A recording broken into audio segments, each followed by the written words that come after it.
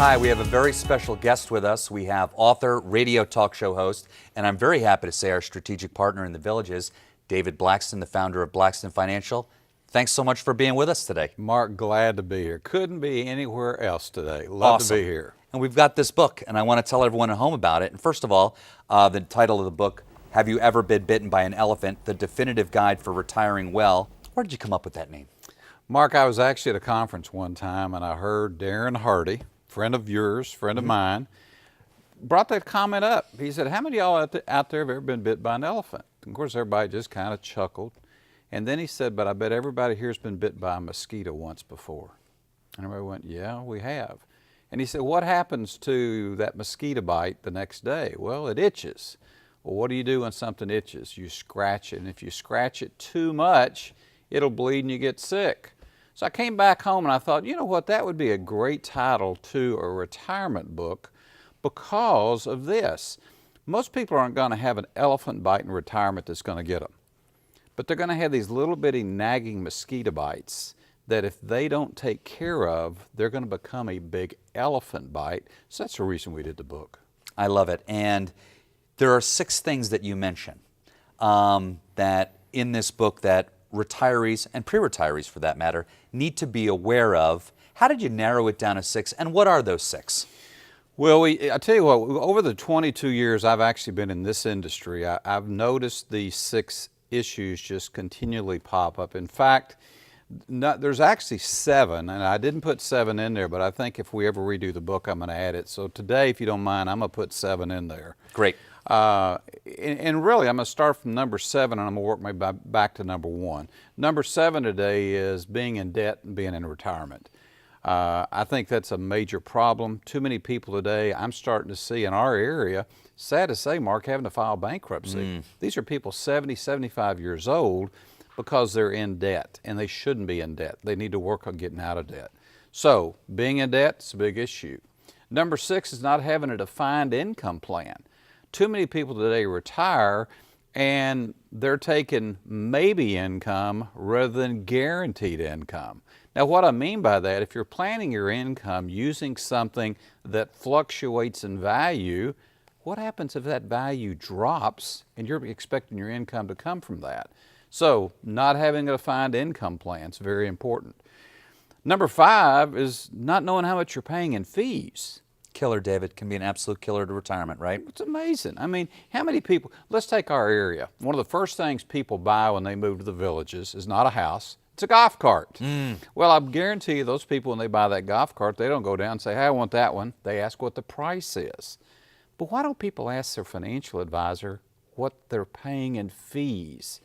Too many people today are paying more in fees than they understand what they've got. Fees that are in the mutual funds, fees that might be in variable annuities, things that they don't understand. I jokingly like to ask people all the time that don't understand about their fees, I said, is your financial advisor in your will? Is he a beneficiary in your trust? And they'll look at me and they'll say, no. I said, then why are you giving him all this money and you don't know how much you're paying him? So you got to understand your fees. Number 4 is a biggie, not having a way to pay for long-term care. Now, Mark, I'm not talking about long-term care insurance because let's be realistic. Somebody 60 years old and older to actually take out long-term care insurance today is really probably not smart because of the price. But how are you going to pay for long-term care? Are you expecting your kids to take care of you? What's your deal? Because in this area, the average cost of long-term care is between $50,000 and $60,000 a year. What are you going to sell first to pay for your long-term care? Then we get into your investments don't match what you're trying to accomplish. Too many people today, I'll ask the question, what's the purpose of your money? They'll tell me, and then I'll look at their investments and I'm going, this didn't match anything you just told me. You said you need income, you're in products that don't generate income. You say I don't need income, you're in products that generate income. So plans don't match. Maybe the advisor's not listening. Second, I laugh about this a lot, but don't talk to your neighbors about your investments. Half the time, what they're advising you to go into, they don't have a clue. I had a lady one time come to me and she said, David, my neighbor, told me, and I thought, oh boy, here we go. He said, this is how to invest my money. I'll do this, this, this, and this. And I said, well, let me ask you a question. Is this gentleman you're talking to, is he a financial planner or a registered financial consultant? What was his background? Where does he get this knowledge? She said, oh no, he's a retired postal worker. I said, postal worker? He can't deliver the mail on time. You're going to him for advice? So it's important not to talk to your neighbors about investing, because what they're doing might not be in your best interest. And number one, which I think today is so very important today for retirees, they're taking too much risk on their money.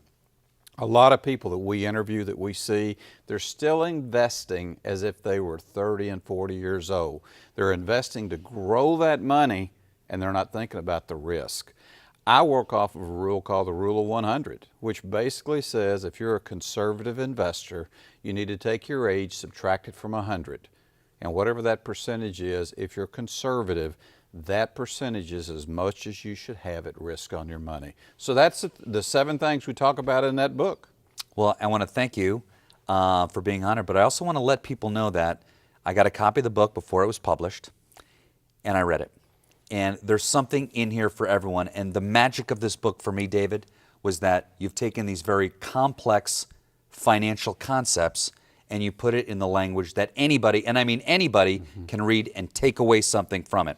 Can I get this book on Amazon.com? Can I get this book on any of the major online retailers? Amazon.com right now is where you can get the book. Obviously, it's out there. You can get it on Kindle through, Amazon.com. You can get a Kindle on it. You can do it that way. You can actually call our office. We'll be more than glad to send it to you. And we'll put up that number. Yeah, we'll be more than glad to send it to you, postage paid, no matter where you're at. We'll be glad to do that for you. David, thanks so much. The book is called Have You Ever Been Bitten by an Elephant? The Definitive Guide for Retiring Well. Get yourself a copy. Thanks so much. Thank you.